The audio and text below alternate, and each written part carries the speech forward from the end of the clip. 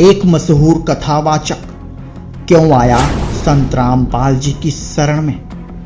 पहले मैं श्रीमद् भागवत कथा किया करता था और उस कथा को करके हम अपने आप को बहुत बड़ा विद्वान समझते थे और बहुत ही ये सोचा करते थे कि मैं जो कर रहा हूँ हरि की भक्ति भी हो रही है और पेट का धंधा भी हो रहा है। आखिर क्यों श्री कृष्ण जी कष्ट निवारण ना कर सके।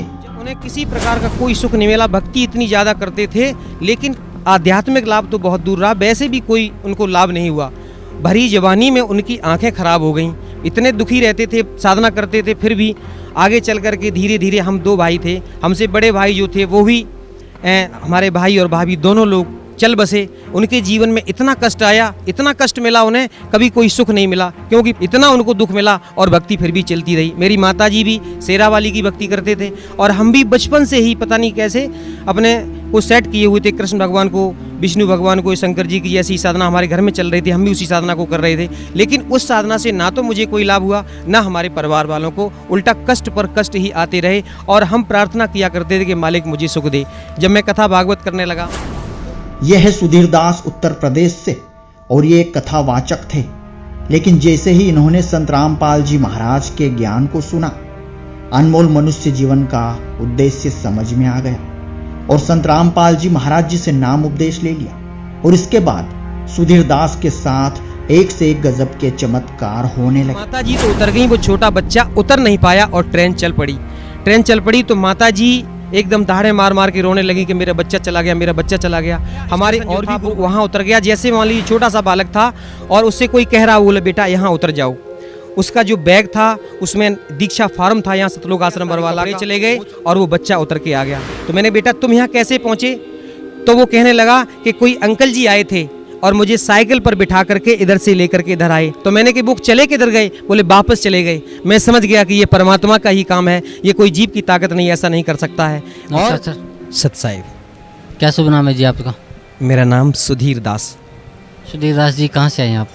मैं ग्राम झिंदुआ, तहसील बर्थना, जिला इटावा, उत्तर प्रदेश का रहने वाला हूँ। सर, परम संत सतगुरु रामपाल जी महाराज की शरण में आने से पहले आप कौन सी भक्ति करते थे? परम संत रामपाल जी महाराज की शरण में आने से पहले मैं श्रीमद् भागवत कथा किया करता था और उस कथा को करके हम अपने आप को बहुत बड़ा विद्वान समझते थे और बहुत ही ये सोचा करते थे कि मैं जो कर रहा हूँ हरि की भक्ति भी हो रही है और पेट का धंधा भी हो रहा है। लेकिन संत रामपाल जी महाराज की शरण में आने के बाद ये पता चला था कि मैं तो बहुत ही पाप इकट्ठा कर रहा हूँ। सर, आप कथावाचक थे, श्रीमद् भागवत कथा आप करते थे, भगवत गीता जी की कथा आप करते थे और अपने आप को एक बहुत बड़ा विद्वान समझते थे और इससे आपकी रोजी रोटी भी चलती थी और आप समझते थे कि भगवान की भक्ति भी साथ साथ हो रही है। तो फिर सर आप परम संत सतगुरु रामपाल जी महाराज की शरण में कैसे आए? संत रामपाल जी की शरण में आने से पहले मैं कथा भागवत जो करता था, तो ये एक बड़ी लंबी कहानी है, बड़ी रोचक कथा। मैं कथा भागवत करने के उद्देश्य से बम्बई में गया हुआ था। तो ट्रेन में मैं चल रहा था, वहाँ पर मुझे ये पुस्तक भक्ति सौदागर को संदेश मिली। हमारी दो बहनें थीं जो उस ट्रेन में जो पुस्तक बांट रही थीं। तो एक तो मतलब जो टेम्पलेट ले रखा था उन्होंने और पीछे से दूसरी पुस्तक लेकर के चल रही थीं। तो टेम्पलेट पर मैंने देखा है कि कौन ब्रह्मा का पिता है, कौन विष्णु की माता, शंकर का दादा कौन है। इस तरीके के जो सवाल मेरे दिमाग में कभी उठे भी नहीं थे, ऐसे सवाल देख करके मैं तो बड़ा हैरान रह गया। और जब मैंने पूछा, मैंने कि भाई ये पुस्तक कहाँ मिलेगी, तो उन्होंने इशारा किया कि वो पीछे हमारी बहन जी आ रही हैं, वो आपको ये पुस्तक देंगी। तो मैंने वो पुस्तक ले ली। पुस्तक को जैसे ही संयोग से मैंने खोला तो उस पर ये संसार रूपी उल्टा वृक्ष का चित्र जो छपा हुआ था, उस चित्र को देख करके मैंने देखा उस पर जड़ पर पूर्ण ब्रह्म परमेश्वर कबीर साहब की तस्वीर लगी हुई थी।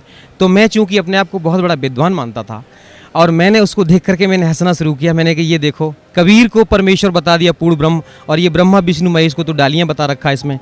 तो वो हमारी बहन जो पुस्तक लेकर के चल रही थी, तो उन्होंने कहा कि आप क्या जानते हो कबीर साहब के बारे में? मैंने कि मैं सब कुछ जानता हूँ, ये तो एक जुलाहा थे और लहर तारा तालाब के किनारे नीरू और नीमा को पड़े हुए मिली थे, ये तो किसी विधवा ब्राह्मणी के पैदा हुए थे। तो वो कहने लगी कि आप मूर्ख हो। मैं उस समय, जैसे आज ये पैंट शर्ट पहन रखे हैं मैंने, उस समय तो मैं कुर्ता और धोती में रहता था। चूँकि मैं अपने आप को बहुत बड़ा वक्ता मानता था। मैंने कहा कि मैं तो सब कुछ जानता हूँ, आप ऐसे कहते हो, मैं तो कथावाचक हूँ। वो हमारी बहन बोले कि आप कुछ नहीं जानते हो, आप मूर्ख हो। इस शब्द को सुन करके मैंने अपने आप को वहाँ उस भरी ट्रेन में बड़ा अपमानित महसूस किया। मैंने सोचा चलो ज़्यादा बात को नहीं बढ़ाऊँगा। मैंने कहा बहन जी आपकी पुस्तक कितने की है? कि बोले 10 रुपये की। मैंने वो पुस्तक ले ली और पुस्तक को पढ़ना शुरू किया। तो जहाँ मैं जा रहा था थोड़ी ही पुस्तक पढ़ पाई, तब तक मैं वहाँ पहुँच गया और उस घर में जहाँ मेरा प्रोग्राम था वहाँ पहुँच गया मैं। फिर उसको मैंने स्टेप बाय स्टेप जब पढ़ना शुरू किया तो कभी तो मन में आता, बोले कितना घटिया लिखा है, इसमें तो गलत लिखा है, ऐसा नहीं है, वैसा नहीं है। बड़े दिमाग में उल्टे सीधे प्रश्न आ रहे थे। लेकिन फिर जैसे जैसे पढ़ते गए तो बर्दाश्त जब नहीं हुआ, एक जगह जाकर के मुझे रुक जाना पड़ा। उसमें लिखा था कि द्रौपदी का चीर कृष्ण ने नहीं बढ़ाया था, वो पूर्ण ब्रह्म परमेश्वर कबीर साहब ने बढ़ाया था। तो चूंकि मैंने तो यही पढ़ रखा था जो शास्त्रों में लिखा था कि कृष्ण भगवान ने चीर बढ़ाया है, तो मैं इस चीज़ को देख करके बड़ा हैरान हो गया और मैंने सतलोक आश्रम बरवाला के लिए उस पुस्तक पर लिखे हुए फ़ोन नंबर तुरंत डायल कर दिए। और यहाँ पर जो हमारे कोई भगत जी ने फ़ोन उठाए, उन्होंने कहा, मैंने उनसे पूछा, मैंने कि आपके यहाँ से ये पुस्तक छपी हुई है भक्ति सौदागर को संदेश? बोले हाँ जी छपी हुई है। तो आपने उसमें पृष्ठ संख्या इतने पर ये कैसे लिख दिया है कि ये कृष्ण ने चीर नहीं बढ़ाया? तो वो कहने लगे कि भगत जी बिल्कुल सही है, आप पहले पूरी पुस्तक पढ़ो, ज्ञान समझो, और जो भी शंकाएं हों आप यहाँ आ जाइए और मैं आपकी सारी शंकाएं समाधान कर दूंगा। मैंने कहा आप कुछ नहीं है, इस तरीके से तो आपने गलत बोल रखा है, ऐसा नहीं है, कहीं कोई प्रमाण नहीं है। बोले कि सब कुछ प्रमाण सहित मिल जाएगा, आप यहाँ आओ। तो मैंने फिर उस पुस्तक को फिर पढ़ना शुरू किया। क्योंकि मैं एकादशी व्रत भी रहता था और जैसे इस गीता प्रेस गोरखपुर से प्रकाशित एक पुस्तक चलती है वहाँ से जो एकादशी मातम के नाम से, तो वो पुस्तक मैंने पढ़ी। उस पुस्तक में मैंने ये पढ़ रखा था कि एकादशी का व्रत एक तरफ और दुनिया के सारे व्रत एक तरफ, यानी कि सबसे बड़ा व्रत होता है। और राजा अम्बरीश की कथा सुनाया करता था जब मैं मंच पर बैठ करके, तो उसमें जो दुर्वासा ऋषि जैसे ऋषि के छक्के छुड़ा दिए थे उन्होंने, तो वो भी एकादशी का व्रत ही रखते थे, ऐसा उसमें लिखा हुआ था। तो मैं ये मानता था कि ये व्रत सबसे सर्वश्रेष्ठ है। लेकिन जब ये पुस्तक पढ़ी भक्ति सौदागर को संदेश, उसमें ये पता चला कि ये व्रत रखना तो ये मना किया हुआ गीता में, फिर तो ये शास्त्र विधि को ताक करके मनमाना आचरण हो गया। अब मेरी समझ में ये आने लगा कि वास्तव में सच्चाई तो कुछ है, लेकिन चूँकि मैं अपने आप को बहुत बड़ा विद्वान मानता था, इसलिए सेट नहीं कर पा रहा था अपने आप को। अब मैं बहुत दुखी हो गया, इतना दुखी उस संयोग से। उस समय एकादशी ही थी, उस दिन मैंने व्रत कर रखा था और अपनी जो भी दैनिक पूजा पाठ कर रखी थी जो थी वो करने के बाद में भोजन भी नहीं किया था, जल भी ग्रहण नहीं किया था। अब मैं बड़ा हैरान था, इतना दुखी मैं अपने आप को ये सर्टिफाई नहीं कर पा रहा था कि ये जो पुस्तक में लिखा हुआ ये सत्य है या जो मैंने अभी तक पढ़ा वो सत्य है। ऐसी उधेड़ बुन में पूरा समय निकल गया, रात हो गई, अब मुझे नींद नहीं आ रही थी। मैं इतना दुखी, जैसे किसी को पुत्र शोक हो जाता है, उससे भी बढ़कर के मुझे इतना दुख था कि वास्तव सच्चाई क्या है। ये ऐसे ही मतलब सोचते पता नहीं मेरी कब आंख लग गई और उसी समय सपने में हमारे परम पूजनीय सदगुरुदेव जी के रूप में परमात्मा स्वयं आकर के हमसे कहने लगे, बोले बेटा ये जो आज तुझे ये मार्ग प्राप्त हो रहा है ये है सच्चा मार्ग, वो अभी तक जिस मार्ग पर तू चल रहा था ये झूठा है बिल्कुल। इसको देखने के बाद में मैंने एकदम से मेरी आंख खुल गई। देखा उस समय सुबह के 4 साढ़े 4 बजे का समय था। मैं चूंकि जानता था कि ये ब्रह्म मुहूर्त का समय है और मैंने निश्चय किया कि ये जो मार्ग अब प्राप्त हो रहा है, ये जो पता चला है ये सच्चा मार्ग है। तो मैंने एकदम से अपने आप को सेट किया, मैंने कि अब चाहे कुछ भी हो जाए मैं अब सतलोक आश्रम बरवाला जाऊँगा। अब जैसे ही मेरा वहाँ से कार्यक्रम समाप्त हुआ, मैं जब वापस आया यहाँ अपने इटावा में, मेरे पिताजी चूँकि शंकर जी की साधना किया करते थे, मैंने उनको बताया, मैंने कि पिताजी आप ये साधना करते हो ये गलत साधना है। और मैंने हजारों बार गीता पढ़ डाली थी। जब गीता अध्याय 7 श्लोक नंबर 12 से लेकर के 15 तक पढ़ता था, उसमें लिखा हुआ है कि जो ब्रह्मा विष्णु महेश की साधना करने वालों को राक्षस स्वभाव के धारण किए हुए मनुष्यों में नीच कहा गया है। और लास्ट में लिखा हुआ कि ये मेरी भी साधना नहीं करते। तो यहाँ पर मेरी बुद्धि चकराया करती थी कि ऐसा क्यों लिखा है, सारा समाज तो कृष्ण भगवान की पूजा करता है और कृष्ण भगवान ही गीता का ज्ञान दे रहे हैं और यहाँ पर लिखा हुआ कि मेरी साधना नहीं करते। और फिर जब गीता अध्याय 4 के श्लोक नंबर 34 में जब पहुँचता, उसमें लिखा हुआ कि उस ज्ञान को तू किसी तत्वदर्शी संत के पास जाकर के समझ। तो यहाँ मैं सोचा करता था कि वो तत्वदर्शी संत कौन होगा, कैसा होगा। मैं सत्य बता रहा हूँ भगत जी कि जब मैं कहीं मंच पर बैठ करके कथा कर रहा होता और मेरे सामने से कोई कथा सुनने के वाला कोई भी संत या महात्मा आया करता, तो मैं ये देखा करता था, मेरे दिमाग में एकदम से आती कि कहीं ये वो तत्वदर्शी संत तो नहीं है जो गीता जी का ज्ञान दे रहे हैं। ऐसे मतलब जो बताया कि उस ज्ञान को जा करके परमात्मा ज्ञान को उनसे जा करके समझो। लेकिन पढ़ते रहते थे, समझ में कुछ नहीं आता था। कृष्ण भगवान को अपना इष्ट मानते थे। कई बार मैं कृष्ण भगवान के सामने बैठ कर के रोया करता था कि हे परमात्मा, आप तो कुछ भी करते हो, कुछ भी कर सकते हो, आप तो सुख के दाता हो, लेकिन मुझे सुख नहीं मिला था। मेरे पिताजी जो शंकर जी की साधना करते थे, सारा जीवन उन्होंने बगैर नहाए धोए कभी जल भी ग्रहण नहीं करते थे, इतना मतलब भक्ति करते थे शंकर भगवान की। और उनके जीवन पर अगर हम थोड़ा सा प्रकाश डालना चाहेंगे कि उनके जीवन में कभी सुख नहीं मिला, जब उन्हें किसी प्रकार का कोई सुख नहीं मिला, भक्ति इतनी ज़्यादा करते थे, लेकिन आध्यात्मिक लाभ तो बहुत दूर रहा, वैसे भी कोई उनको लाभ नहीं हुआ। भरी जवानी में उनकी आंखें खराब हो गईं, इतने दुखी रहते थे, साधना करते थे, फिर भी आगे चल कर के धीरे धीरे, हम 2 भाई थे, हमसे बड़े भाई जो थे वो भी हमारे भाई और भाभी दोनों लोग चल बसे। उनके जीवन में इतना कष्ट आया, इतना कष्ट मिला उन्हें, कभी कोई सुख नहीं मिला, क्योंकि इतना उनको दुख मिला और भक्ति फिर भी चलती रही। मेरी माताजी भी शेरावाली की भक्ति करते थे और हम भी बचपन से ही पता नहीं कैसे अपने को सेट किए हुए थे। कृष्ण भगवान को, विष्णु भगवान को, शंकर जी की जैसी साधना हमारे घर में चल रही थी, हम भी उसी साधना को कर रहे थे। लेकिन उस साधना से ना तो मुझे कोई लाभ हुआ, ना हमारे परिवार वालों को, उल्टा कष्ट पर कष्ट ही आते रहे। और हम प्रार्थना किया करते थे कि मालिक मुझे सुख दे। जब मैं कथा भागवत करने लगा तो मैंने ये सोचा कि मेरे ऊपर अब कृष्ण भगवान ने बड़ी दया की है, क्योंकि अब तो ये हमारा धंधा भी चलने लगा था, पैसा भी मिलता था, इज्जत सम्मान सब कुछ मिलने लगा। तो अब मेरी समझ में ये आ रही थी कि इन कृष्ण भगवान ने ही मुझे सब कुछ दे रखा है, सारा सुख दे दिया, ये सुख के दाता हैं। लेकिन फिर भी मन में कहीं ना कहीं अशांति जरूर रहती थी। तो मैंने अपने पिताजी से आकर के बताया, मैंने पिताजी जो आप साधना कर रहे हो, ये तो इसमें पुस्तक में लिखा हुआ कि सब गलत साधना है। जब मैंने उस पुस्तक को पढ़ करके उनको सुनाया, पहले तो वो नहीं माने, बोले कि बिल्कुल झूठ है ये। लेकिन जब मैंने क्रम से उस पुस्तक को पढ़ करके सुनाया, सृष्टि रचना पढ़ के सुनाई, तो सारी कहानी उनके समझ में आई। पिताजी को इतनी तड़प बनी कि चलो जल्दी करो। उस समय हम उनको लेकर के और सतलोक आश्रम बरवाला के लिए चले, तो हमारे गांव के और भी भगत लोग चल दिए। लगभग 12-15 लोगों को लेकर के हम यहाँ पर आ रहे थे।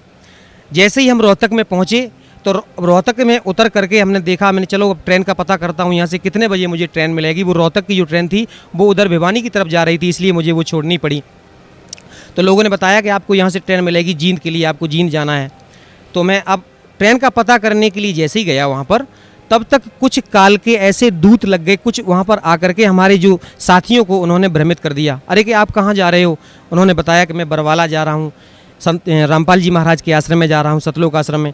तो उन्होंने कहा अरे वहाँ क्यों जाते हो, वो तो बहुत बड़ा जादूगर है, वो तो बहुत बड़ा तांत्रिक है, और वहाँ जाओगे तो फिर तो आपको इतना वो बसीभूत कर लेगा कि आपका दुनिया में कहीं मन नहीं लगेगा, बार बार भाग करके इधर आओगे। ऐसे कह करके उनको भ्रमित कर दिया। और मैं जैसे ही ट्रेन का पता करके आ रहा था, तब तक एक सज्जन कह रहे थे, बोले कि मेरी भक्तमती एक बार करौथा आश्रम में चली गई थी और उनको वहाँ पर प्रसाद दे दिया था। मैंने वो प्रसाद मैं उनको ग्रहण नहीं करने दिया, भैंस की नांद में फेंक दिया। तो वो मूर्ख कह रहा था कि वो भैंस खूंटा तोड़ करके सतलोक आश्रम करौथा में पहुँच गई थी, ऐसा जादूगर है वो। तो अब क्या हुआ, तो हमारे और जो साथी थे वो कहने लगे भाई तो हम नहीं जाएंगे वहाँ पर। तो मैंने उनसे कहा, मैंने कि आप लोगों की सबसे बड़ी भूल तो ये है कि आप विश्वास बहुत जल्दी करते हो। पहले तो आपने मेरी बात पर विश्वास किया, आप यहाँ तक आ गए, अब इन लोगों पर विश्वास कर रहे हो। ऐसा ना करो, आप पहले मेरी बात मानो, चलो हम जड़ तक चलेंगे, जहाँ सच्चाई का मतलब पता लगा के आएंगे वास्तव में सच्चाई क्या है। तो कुछ लोग नहीं माने, वो कि नहीं हम तो घर जाएंगे, हम तो भैया ठीक है आपको जाना है तो जाओ। मैं और मेरे पिताजी, हम दोनों लोगों ने दृढ़ निश्चय किया कि हम लोगों को बिल्कुल जाना ही है और सच्चाई का पता लगा करके लौटेंगे। अब हम जैसे ही यहाँ बरवाला पहुँचे, बरवाला पहुँचने के बाद मैंने फ़ोन किया, मैंने कि मैं यहाँ पर रोडवेज बस स्टैंड पर खड़ा हूँ। तो यहाँ सतलोक आश्रम की वहाँ गाड़ी लेकर के जैसे ही पहुँचे भगत जी हमारे, हम लोगों को लेके आए, तो मन में बड़ी शांति आई कि भाई ये तो बहुत अच्छे लोग हैं। अब जैसे ही हमने अपने आप को ये सेट कर रखा था कि सतलोक आश्रम में पहुँचेंगे तो वो कोई जादू तांत्रिक होंगे, वो कुछ खाने पीने के लिए सामान देंगे जैसे उन्होंने बताया था, तो हम खाएंगे नहीं, चलो देख लेंगे वहाँ पर। लेकिन जैसे ही सतलोक आश्रम बरवाला में जैसे ही प्रवेश किया, वो पुराना वाला जो दौलतपुर रोड पर आश्रम है उसमें जैसे ही प्रवेश किया, मैंने वहाँ पर अपने बहुत से लोगों को देखा। ऐसा लगा कि इन लोगों से हम पता नहीं कितने दिनों से इनसे परिचित हैं, कितने दिनों से इनको जानते हैं। एक भगत जी हमारे पास आकर के एकदम से तुरंत हमसे गले लिपट गए, बोले भगत जी कितने दिनों बाद आप आए हो। ऐसा लगा कि इनको हम पता नहीं कितने दिनों से जानते हैं, और बड़ा अच्छा सा लगा। फिर उन्होंने मुझे सारी व्यवस्था दिखाई, नाम लिया, उपदेश लिया। मेरे ऊपर संत रामपाल जी महाराज की दया 11 अक्टूबर सन 2009 को हुई थी। उसके बाद में मालिक ने मेरे साथ बहुत चमत्कार किए। सर, परम संत सतगुरु रामपाल जी महाराज की शरण माने के बाद आपको क्या लाभ मिला? सबसे बड़ा तो लाभ मुझे ये मिला कि जब हम लोग सतलोक आश्रम बरवाला पहुँचे, और सदगुरुदेव जी से उपदेश लेने के बाद में दर्शनों के लिए जब गए, पिताजी मेरे साथ थे, चूँकि मेरे पिताजी, मैंने आपको पहले बताया भगत जी, उनको दिखाई नहीं देता, आंखें खराब हो चुकी हैं, तो मैंने क्यों उंगली पकड़ करके ले जा करके दर्शन के लिए ले गया। तो मेरे पिताजी सदगुरुदेव की चरणों में फूट फूट कर रोने लगे। वो कहने लगे, बोले बेटा आप क्यों रोते हो। तो जब ये शब्द मैंने सुना कि ये मेरे पिताजी की उम्र उनसे ज़्यादा लग रही थी और उन्होंने बेटा शब्द कहा, तो मेरे दिमाग में हथौड़ा सा लगा। बोले कि ये कैसे कह सकते हैं, कोई भी ऐसा नहीं कह सकता है, अपने से उम्र में बड़े को बेटा नहीं कह सकता, ये तो स्वयं परमात्मा ही है। और मैंने जब दंडवत प्रणाम किया तो कहने लगे, बोले बेटा तू नहीं जानता है, तुझे कैसे निकाला मैंने, ऐसे परमात्मा की शरण में तू आ गया है, तेरा उद्धार हो गया। मेरे पिताजी फूट फूट कर रोने लगे। वो कहने लगे, क्यों रोते हो। तो पिताजी ने कहा कि मेरी उम्र पूरी व्यर्थ चली गई। तो उन्होंने कहा, नहीं नहीं, मैंने आपकी 20 वर्ष की उम्र और बढ़ाई है। तो मैंने उस समय ये शब्द बड़ा अतिशयोक्ति माना, मैंने कि ऐसे गुरुजी ने कह दिया होगा, लेकिन ये सत्य था। हम लोग जब उपदेश लेने के बाद घर वापस पहुँचे, पिताजी पर एकदम अचानक उन पर अटैक पड़ा और इतनी हालत उनकी बिगड़ने लगी, मुझे ऐसा लगा कि अब इनकी मृत्यु होने वाली है। लेकिन परमात्मा ने ये शब्द बोला था, मुझे उस पर विश्वास था कि कोई भी संत होता है, जो परम संत होते हैं, सदगुरु होते हैं, वो झूठ नहीं बोलते हैं, जो कह देते हैं वो सत्य होता है। मैंने तुरंत सतलोक आश्रम बरवाला में फ़ोन लगाया और उनको बताया, मैंने भगत जी मेरे पिताजी की हालत ऐसे ऐसे बहुत ज़्यादा ख़राब हो रही है। तो उन्होंने कहा कि अमृत जल और प्रसाद जो रखा है उसको दे दो और दंडवत प्रणाम करने के बाद में परमात्मा से प्रार्थना करो और जितनी जल्दी हो सके आप शीघ्र यहाँ ले आओ। भगत जी 2 बार अटैक पड़ा उनको और उसके बाद में हालत, जैसे ही मैंने उनको प्रसाद और अमृत जल दिया, उनकी हालत में तुरंत सुधार हो गया। उसके बाद में मैं तुरंत ही वहाँ से निकला और सतलोक आश्रम बरवाला में आकर के सदगुरु देव जी के चरणों में दंडवत प्रणाम किया। और इस तरीके से मालिक ने आज तक, अब मेरे पिताजी को किसी प्रकार की कोई दिक्कत नहीं है और जैसा उन्होंने कहा था कि उनकी उम्र बढ़ाई है, वो बिल्कुल स्वस्थ हैं। इस समय उनकी उम्र लगभग 86 वर्ष की हो रही है। उसके बाद में हमारे साथ और बहुत से चमत्कार किए, मेरी स्वयं उम्र बढ़ाई, मेरे बच्चे को जीवन दान दिया। एक बच्चा मेरा बड़ा वाला एक दिन एक पेड़ पर जमनी खाने के लिए चढ़ गया था और उस पेड़ से अचानक वो गिरा।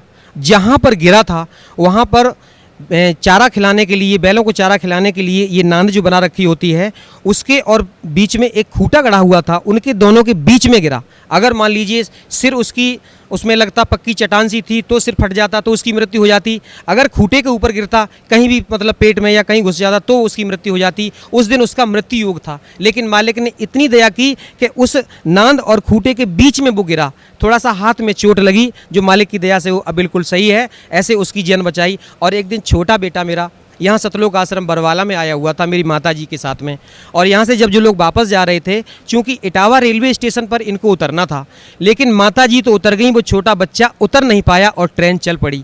ट्रेन चल पड़ी तो माता जी एकदम दहाड़े मार मार के रोने लगी कि मेरा बच्चा चला गया, मेरा बच्चा चला गया। हमारे और भी गुरु भाई हमारी माता जी के साथ में थे, उन्होंने मेरे पास फ़ोन किया, बोले भगत जी आपका छोटा बेटा ट्रेन से नहीं उतर पाया है और माता जी इस तरीके से बहुत ज़्यादा रो रही हैं। तो मैंने उनसे कहा कि माता जी से आप कहो कि वो चुपचाप घर जाएँ, वो परमात्मा का बच्चा है, वो मेरा बच्चा नहीं है, मालिक अपने आप दया करेंगे, वो बच्चा अपने आप घर आ जाएगा, आप चिंता ना करो। चूँकि मैं घर पे था तो ये फ़ोन पर वार्ता हो रही थी, हमारे पड़ोसी और लोग सुन रहे थे, तो वो उनको पता चला वो क्या हो गया है। तो मैंने कहा मैंने ऐसे ऐसे छोटा बेटा जो है वो ट्रेन में बैठा चला गया, वो उतर नहीं पाया है। तो वो लोग हंसी उड़ाने लगे, खिल्ली करने लगे कि आप तो कहते हो आपके परमात्मा हैं संत रामपाल जी महाराज, तो अब देखो आप परमात्मा होंगे। तो मैंने कहा आप चिंता ना करो, आप ऐसा मत बोलो, आप नहीं जानते हो, वो परमात्मा ही हैं और अभी बच्चा देखना थोड़ी देर बाद अपने आप वापस आ जाएगा। और मैं इस विश्वास के साथ, मैं तो बिल्कुल दृढ़ हो गया था, मैंने कि कुछ नहीं होगा, वो अपने आप परमात्मा दया करेंगे। और मैं चाह करके भी कुछ नहीं कर सकता था, लेकिन कुछ लोग कहने लगे अरे आप जा कर के आगे देखो, अगली स्टेशन पर शायद उतर जाए। मैंने कि मुझे कोई टेंशन नहीं है, लेकिन फिर भी जब ज़्यादा लोगों ने कहा, हमारी भक्तमती बड़ी दुखी होने लगी। मैंने कहा आप चिंता ना करो, आज मालिक की दया से पूरा परिवार हम लोग परमात्मा की शरण में है। तो उन्होंने कहा कि आप जाओ, दुखी होने लगी। मैंने कहा आप चिंता ना करो, चलो मैं जाता हूँ। तो मैंने जैसे ही घर से और निकला था तो मैं क्या देख रहा हूँ कि उधर से वो बच्चा मेरा अपने आप चला आ रहा है रोड पर। अब मैं उसके पास पहुँचा, मैंने पूछा मैंने माताजी को कहाँ छोड़ दिया। वो कहने लगे माताजी इटावा में उतर गई थी, मैं उतर नहीं पाया। मैंने कि आप कहाँ उतरे हो। तो अगला स्टेशन जो था वो वहाँ उतर गया। जैसे मान लीजिए छोटा सा बालक था और उससे कोई कह रहा, बोले बेटा यहाँ उतर जाओ। उसका जो बैग था उसमें दीक्षा फार्म था यहाँ सतलोक आश्रम बरवाला का, वो चला गया, सारे कपड़े चले गए और वो बच्चा उतर के आ गया। तो मैंने बेटा तुम यहाँ कैसे पहुँचे। तो वो कहने लगा कि कोई अंकल जी आए थे और मुझे साइकिल पर बिठा करके इधर से लेकर के इधर आए। तो मैंने कि वो चले किधर गए। बोले वापस चले गए। मैं समझ गया कि ये परमात्मा का ही काम है, ये कोई जीव की ताकत नहीं, ऐसा नहीं कर सकता है। और मेरे साथ में मेरी स्वयं उम्र बढ़ाई मालिक ने। मैं एक बार भिंड जिले से लौट करके अपने इटावा आ रहा था। मारुति वैन में आगे बैठा हुआ था। 60-65 की स्पीड में मारुति वैन, ड्राइवर ने उसको बहुत कंट्रोल किया, लेकिन पता नहीं उसकी स्टीयरिंग फेल हो गई, क्या हो गया, वो सीधी जा करके एक दीवार में घुस गई। तो आगे का जो डैशबोर्ड था, मैं आगे ही बैठा हुआ था क्योंकि ड्राइवर के साथ में, तो ड्राइवर की जो साइड थी उसने अपनी साइड तो बचा ली, लेकिन जिस साइड में बैठा हुआ था वो एकदम से ऐसी गाड़ी पिस गई, मैं उसमें फंस गया। तो मैंने अपने आप को ऐसा महसूस किया कि मेरी दोनों टांगें कट चुकी हैं और नीचे से, यहाँ से लेकर के नीचे का धड़ जो है वो मेरा समाप्त हो गया है और अब तेरी मृत्यु निश्चित है। उसी समय जैसे मान लो मेरे से कोई कह रहा है कि बेटा सतनाम का जाप कर, मैंने सतनाम का जैसे ही जाप किया, अभी 2 मिनट ही हुए थे, एकदम से शरीर में चेतना हुई। जैसे मान ली मैंने अपने आप को महसूस किया हो कि कोई मुझे नीचे से एकदम से आशीर्वाद दे करके, बिल्कुल वो परमात्मा की दया थी कि मेरा शरीर बिल्कुल सही है। मैंने अपने आप को सही महसूस किया कि टांगें भी सुरक्षित हैं और भी किसी प्रकार की कोई दिक्कत नहीं है।